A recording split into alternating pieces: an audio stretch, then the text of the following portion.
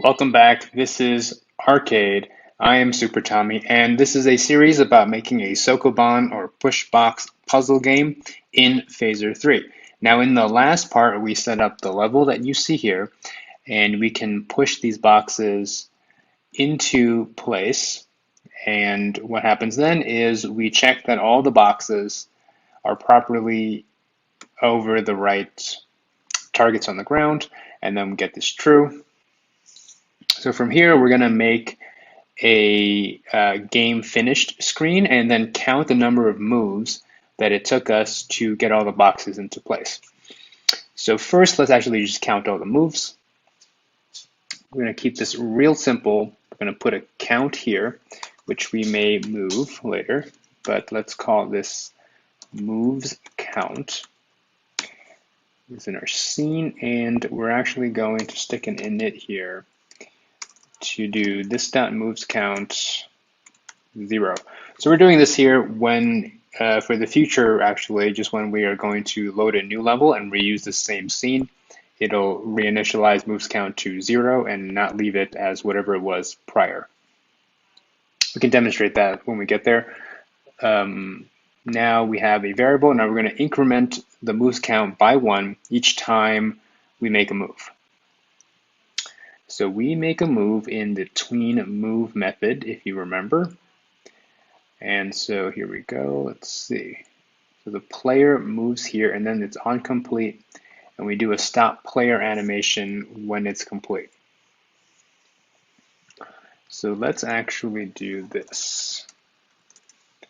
We will still call stop player animation, but we're using a lambda here, so there is no this, or rather this does not get changed inside the scope, so there's no this inside lambda is the this that was outside in the scope that created it. So that's why we don't have to pass in the onComplete scope. Now we're going to do this dot moves count plus plus. Going to increase the moves count each time. Great. Now let's just log it out.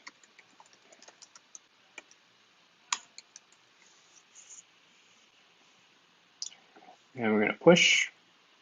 Let's get some keyboard push. So that's 1, it's 2, 3, 4. So we've done 4 moves. And so what we would want is to just display this moves count, like maybe right here. So let's add a text object in create to show that. Right here, this dot add dot text. We'll put it at, so the whole thing is 800. Let's just say 700. And the Y we'll just say 50. Text is going to be moves. Well, I guess we could initialize it to whatever the moves count is. Okay, let's see.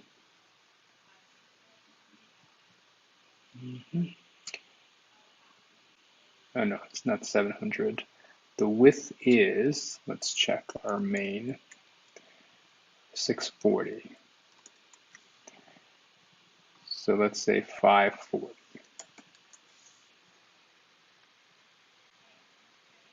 Okay. Let's say 10. I think text has the origin at the top left. That's not bad. Okay. So now we need to update the moves count every time we actually make a move. So here we'll do, let's put it here, update moves count. All we're going to do is we're going to save the text box, actually, our text, our label, we'll call it. So private moves count label, and it'll be a phaser.gameobjects.text. this dot moves count label.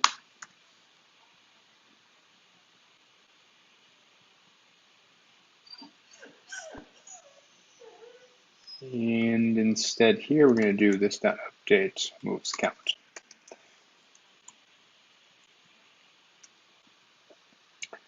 And so this dot moves count label dot text gets moves this dot moves count. And this could be undefined, so if not this dot moves count label, we're just going to do nothing. If we have no label, don't bother trying to set it. So here we go. 1. That's my dog whining out the window. So you see the moves are updating as we do it. So this is 10 moves to finish this level. I believe that is the optimum number of moves. So now we have the moves. Now we need to show a game over screen or a game finished screen when the level has ended. So what we can do, we can make a new scene, and we're just going to go straight to that scene and pass in the number of moves so that we can display that in the new scene. So this will show us how to change scenes and pass data to that scene. So let's make a new scene. We're going to call this game over or game finished. No, level finish. Level finished scene. So let's import phaser from phaser. Yep, export default class. We can collapse this from a room. Level finished scene extends phaser.scene. Scene. And constructor, we're going to just give our scene a name here. Level finished. We will need this key to run this scene later. And we will preload nothing for now, at least, probably forever. So what we're going to do is simply do this dot add dot text. And so let's just get the width and height of the game board. And so we use the scale manager. So scale.width, const height, height, this dot scale dot height. And we're going to put this text just right smack in the middle, which is half height, half width, or half width, half height. And then the text is going to be level complete. Great. And then I believe font size, and we're going to say, I don't know, 48. We can adjust. And then this dot add dot text, we're going to add the number of moves here. And so we're going to actually be given that here. We'll just call this data, and we'll log out what data shows us later. But first, let's put our moves label just slightly below our level complete text. And it's going to say moves. Right now, we'll just say 0. Okay, and we're just going to expect from here, because this is TypeScript, we can do this, moves as a number.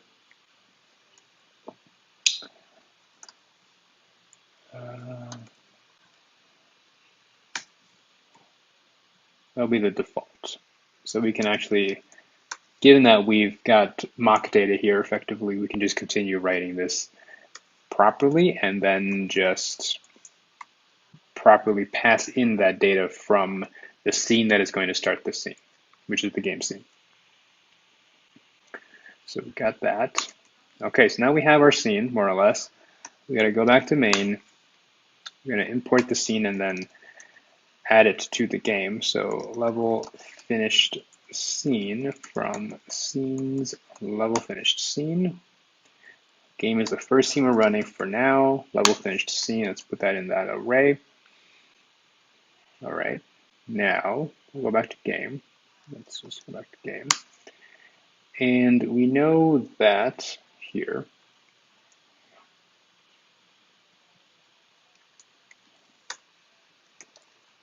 Let's see. So level finished would be when that's true. So if level finished, we're going to do this dot scene dot start. And I think we call it level finished. And here is the data that we can pass in. And what we're going to do is moves. That's what we defined earlier. And it'll be this dot moves count. There we go. And so right here, we're going to start the scene called level finished, which I believe that's what it's called, level finished. And then we're going to pass in moves as an object with the key moves and the value moves count. And then here in create, this data parameter will have the values or the object that we passed in from the game scene. So let's try it out.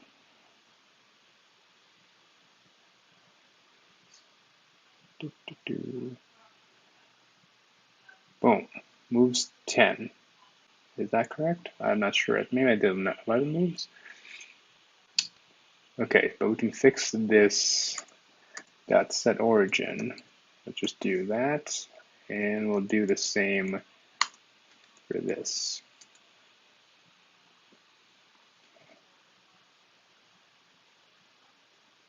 Four, 10. Moves 9. Now, why does it seem to be one move behind? Yes, we do the moves count somewhere else. So yes, we don't actually want this here. We want this here.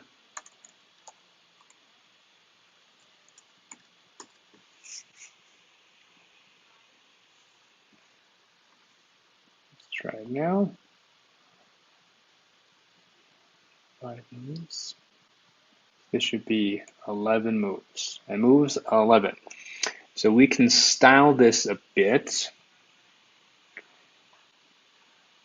or potentially clean up some of this code here.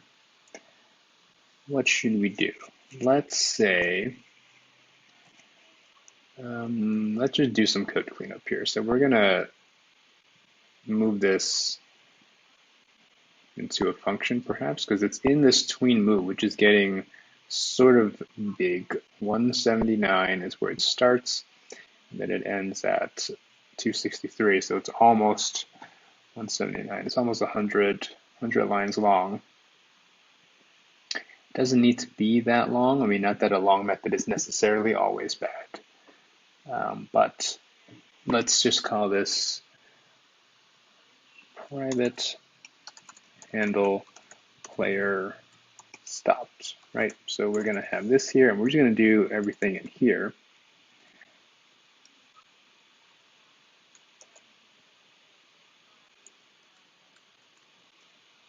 Makes this a little easier to read. So this dot handle player stopped. I'm going to put back the onComplete scope since we're not using a lambda. So let's try this again. It should just work as it worked before. And there it goes. So that's good. And let's see. Let's just see. While we're on code cleanup, what else can we clean up? The scene itself is probably too big. Realistically, it's semi-large here. Let's just say we were talking about getting rid of base tween here, which we never did. That'll make that a little bit nicer. So in tween move, we can determine base tween. Don't leave it as any as well. We can determine base tween based on the direction. And then we can do it only when we actually need it. Since we can exit out here before it needs to be used. So over here, basically, here's what we're going to do. We have this offset for direction when we put this in tile utils. Let's make another one. I'm going to call this Let's call this tween utils. And so we're going to get basically, let's call this base tween for direction, and we're going to pass in a direction, which basically will probably auto import this. Yep. Yes. This does work in our current project, but it may not work for you. This tilde means the root. So if you're not using this project template, the Phaser 3 parcel template from the Arcade GitHub, you can just give it the relative path. Okay, so switch direction. Do I still have it? Yes. So I know that's basically what I need. And I believe I have tile size somewhere. Well, let's just do this. Let's do this first. Direction dot down. And we know we're going to return. So down is plus 64. Let's actually do this. I'm going to call this base tween. So we don't have to modify. So base tween dot x is going to be plus equals, no, yeah, yes, plus equals 64 y actually. So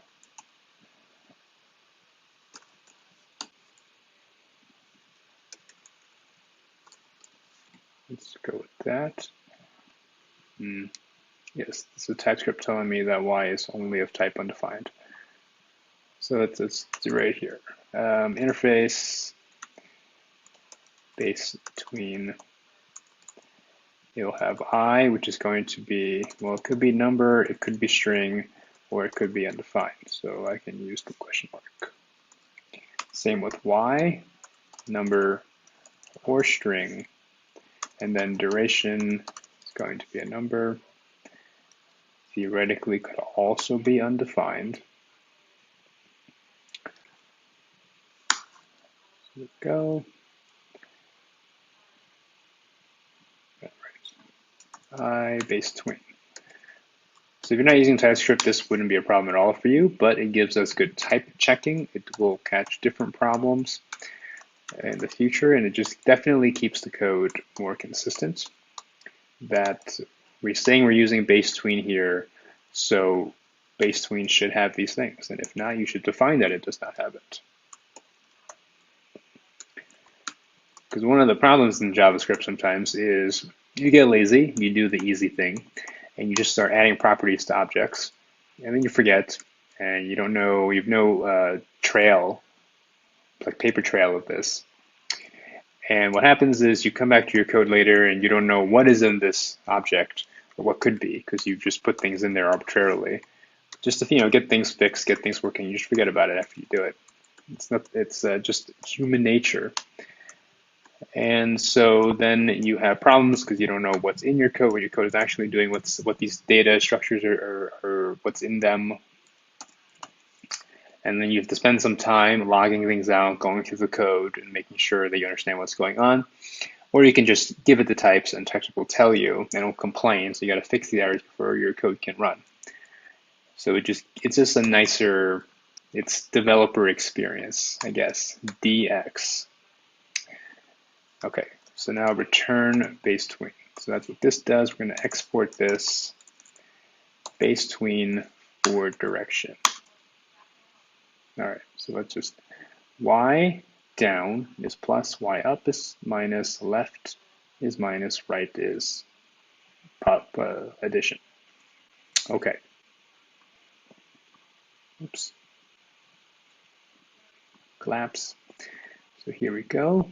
So now we're going to import that we just created from utils, and then we have tween utils here, base tween for direction.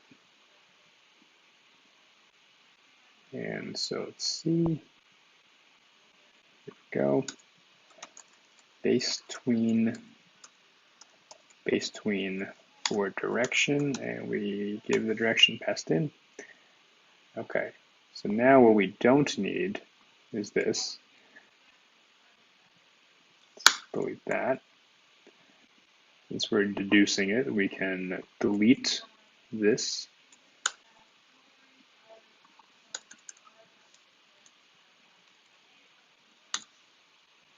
Get rid of that. So now we have this nicer looking method to call with less parameters being passed in.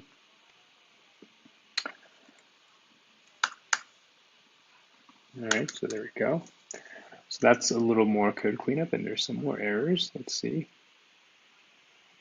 Based tween. Cannot find base tween. That must have spelled it wrong. Base tween. Oh, I'm in different scope. That's why it didn't error the first time. I was sort of wondering why that was the case. So we'll just make it out here. That's okay. All right, let's make sure this tweening still works. It looks good. How poorly many moves can you go to finish this level? 13. Okay, so this class is definitely still on the long side, but we'll leave it like this for now. One thing we will do in a future part is actually use some functional programming techniques to clean up this code. Not every method here necessarily belongs in this class, and we'll use some functional programming principles to clean that up. Now, in the next part, we're going to style this text rather, with better font from Google Fonts, and then add a button to play the next level or replay the last level.